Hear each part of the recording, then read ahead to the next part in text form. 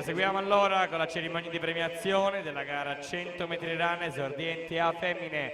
Consegna le medaglie il presidente Natatorium Treviso Vincenzo De Sio, che consegna la medaglia di bronzo per il suo terzo posto per l'arcanuoto col tempo di 1:26:22 a Sofia Lorenzon.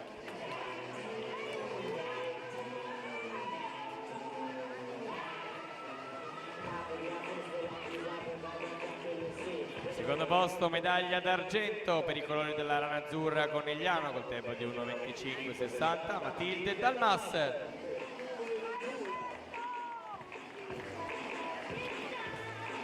Primo posto medaglia d'oro vince per i colori dell'arcanuoto col tempo di 1:24:75 Sofia Conte.